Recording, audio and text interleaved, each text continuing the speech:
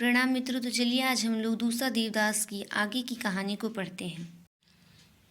संभव का ध्यान कलवे की तरफ नहीं था।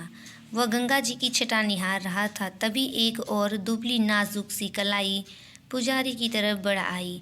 पुजारी ने उस पर कलवा बांध दिया। उस हाथ ने थाली में 5.25 रुपए रखे। लड़की अब बिल्कुल बराबर में खड़ी आंख मूंद कर अर्चना कर रही थी। संभव ने यकायक मुड़कर उसकी ओर गौर किया। उसके कपड़े एकदम भीगे हुए थे, यहाँ तक कि उसके गुलाबी आंचल से संभव के कुर्ते का एक कोना भी गीला हो रहा था। लड़की के लंबे गीले बाल पीठ पर काले चमकीले शॉल की तरह लग रहे थे। दीपकों के नीम उजाले में आकाश और जल की सांवली संधि बेला में लड़की बेहद सौम्य, लगभग कांस्य प्रतिमा लग रही थी। लड़की ने कहा, पंडित जी, आज तो आरती हो चुकी, क्या करें, हमें देर हो गई। पुजारी ने उत्साह से कहा, इससे क्या, हम हियाँ कराए दें। का कराना है? संकल्प, कल्याण मंत्र, आरती, जो कहो। नहीं, हम कल आरती की बेला आएंगे, लड़की ने कहा। संभव इंतज़ार में खड़ा था कि पुजारी उसे 75 पैसे लौटाए, लेकिन पुजारी भूल चुका था। जाने कैसे पुजारी ने लड़की के हम को युगल अर्थ में लिया कि उसके मुंह से अनायास आशीष निकली।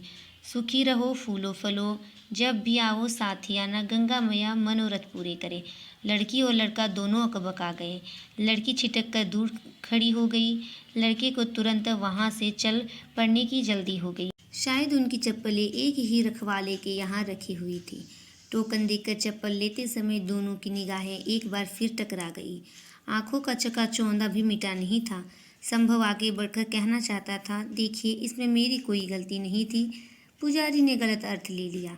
लड़की कहना चाहती थी, आपको इतना पास नहीं खड़ा होना चाहिए था। लड़की ने अपना होंठ दांतों में दबा कर छोड़ दिया। भूल तो उसी की थी, बाद में तो वही आई थी। अंधेरे से घबरा कर कहाँ कितनी पास खड़ी हुई, उसे कुछ खबर नहीं थी।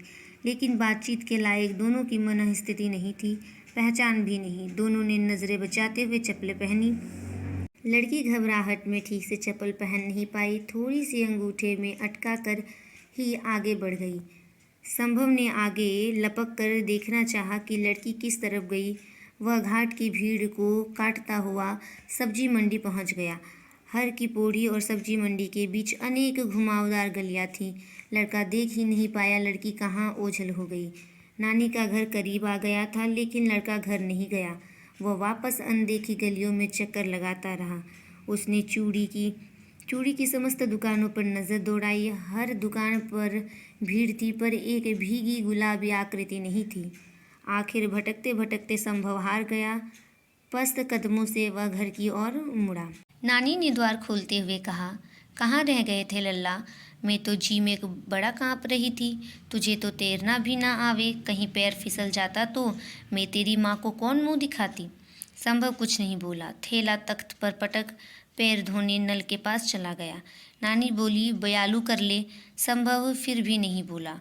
नानी की आदत थी एक बात को कई कई बार कहती। संभव तख्त पर लेट गया। नानी ने कहा, थक गया ना?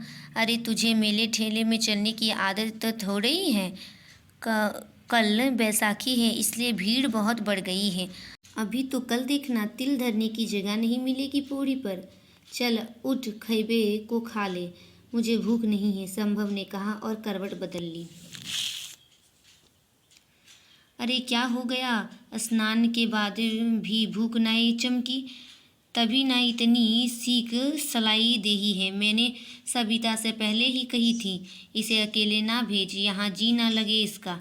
नानी पास खड़े खटोले पर अधलेटी हो गई। उम्र के साथ साथ नानी की काया इतनी संक्षिप्त हो गई थी कि वे फेल पसर कर सोती तो भी उसके लिए खटोला पर्याप्त था, पर उन्हें सिकुड़ कर गठरी बनकर सोने की आदत थी। गंगा को छूकर आती हवा से आंगन काफ़ी शीतल था। ऊपर से नानी ने रोज की तरह शाम को चौक धो डाला था। नींद और स्वप्न के बीच संभव की आंखों में घाट की पूरी बात उतर आई। लड़की का आंख मूंद कर अर्चना करना, माथे पर भीगे बालों की लट, कुर्ते को छूता उसका गुलाबी आंचल और पुजारी से कहता उसका सौम्य स्वर, हम कल आएंगे। संभव की आंख खुल गई। यह तो वह भूल ही गया था, लड़की ने कल वहां आने का वचन दिया था। संभव आशा उत्साह से उठ बैठा। नानी को झकझोरते हुए बोला, नानी नानी चलो खा ले, मुझे भूख लगी है। नानी की नींद झूले के समान थी, कभी गहरी कभी उथली। उथले झोंटे में उन्हें देवते की सुध आई। वे रसोई से थाली उठा लाई। संभव ने बहुत मगन होकर खाना शुरू किया। वाह नानी, क्या आलू टमाटर बनाया है। माँ तो ऐसा बिल्कुल नहीं बना सकती। ककड़ी का रायता मुझे बहुत पसंद है। खाते खाते संभव को याद आया, आशीर्वचन की दुर्घटना तो बाद में घटी थी। वह कोर हाथ में लिए बैठा रह गया। उसकी आंखों के बीच आगे कुछ घंटे पहले का सारा दृश्य घूम गया। पुजारी का वह मंत्रोच्चार, जैसा पवित्र उद्गार, सुखी रहो, फूलो फलो, सारे मनोरथ पूरे हो, जब भी आओ साथ ही आना। लड़की का चिहुकना, छिटक कर दूर खड़े हो जाना, घबराहट में चप्पल भी ठीक से ना पहन पाना और आगे बढ़ जाना। संभव ने विचलित स्वर में कहा, मुझे भूख ना है, मैं तो यूं ही उठ बैठा था। सारी रात संभव की आंखों में शाम मंडराती रही। उसकी ज़्यादा उम्र नहीं थी, इसी साल एमए पूरा किया था। अब वह सिविल सर्विसेज प्रतियोगिताओं में बैठने वाला था। माता पिता का ख्याल था वह हरिद्वार जाकर गंगा जी के दर्शन कर ले तो बेखटके सिविल सेवा में चुन लिया जाएगा। लड़का इन टोटकों को नहीं मानता था, पर घूमना और नानी से मिलना उसे पसंद था। धन्यवाद मित्रों, इसके आगे की कहानी को मैं अगले वीडियो में अपलोड करूँगी।